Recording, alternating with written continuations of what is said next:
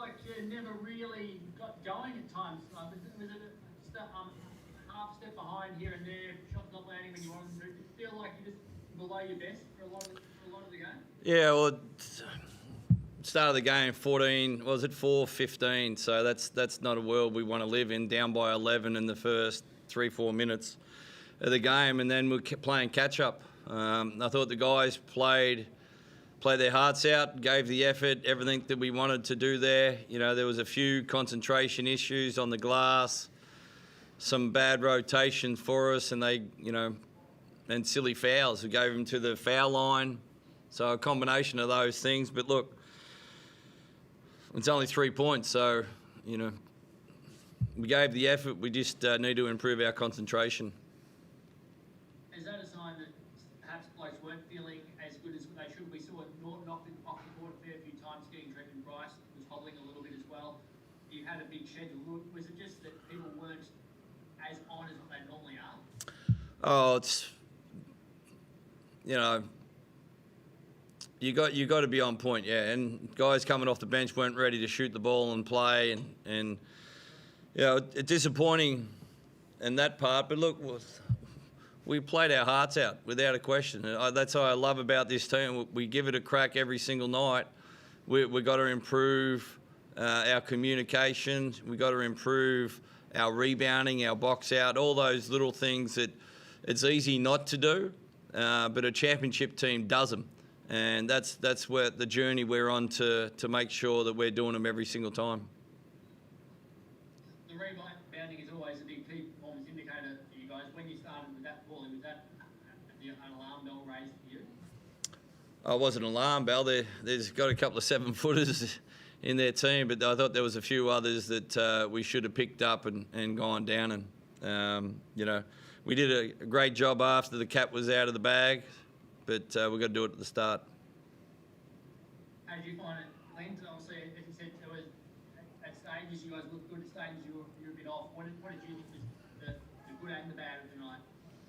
Yeah, I mean, Trevor's right on it. I mean, obviously they had the 2 7-footers, but I mean, there was instances there where I was just leaking out and they got an O-board, or my guy got an O-board kick out and 3-ball, and that just changes momentum after we had a bit of a run. So it's those things we need to clean up. We can tidy those up. Maybe we continue our 6-0 run or something like that, and then the game starts to swing. But yeah, it's those little ones that we need to identify and get rid of those out of the game. So each time you got back to either level or in front, they managed to have a response that was really strong. Is that the area where you're talking about there, you need to be able to maintain that momentum once you get there? Absolutely. I mean, in a game like that, I mean, they'd make a run, we'd make one, we'd pull it back into a one-possession game, they'd go out again, and we just couldn't reel them in the full distance. So when you look at it that way, it's those, I guess, possessions where you give up those easy O-boards, those second chance points, those wrong rotations. I mean, we'll look at them tomorrow and we'll identify that we could have definitely had that game. But I mean, Trevor said it. We're on a journey. We're going to clean it up. We want to be a championship team. It's gonna I guess take a lot of guts, and pretty much throughout this whole season, you don't know what's going to happen. You got to be on point with those small things to get it done. How is Mitch Norton? He looked really sore on him as he gets some treatment during the game, which we saw on the TV. How is his body today? Yeah, look, I haven't got any reports, so it's too early to straight after the game to find out. As soon as I talk to our medical staff, we'll find out. Were you aware of him having issues during the game, though? Like I said, well, yeah, there was obviously Mitch wasn't 100%, but look, if I say anything, I'm only guessing. I don't know. I haven't talked to the medical staff about it, so I can't give you any information on it. Did he go into the game under 100%, or was it something from the game? He obviously had those incidents late in the other game where he was... No, he had no issue going into the game. Lockie, you want to jump in? Yeah, Trev, sorry, just Bryce. I know he was sensational in that last quarter. And how is he and what's he battling at the moment? Because he's really limping. It's quite obvious. Yeah, I think he had some ankle issues during the game. So, again, he went in the game fine.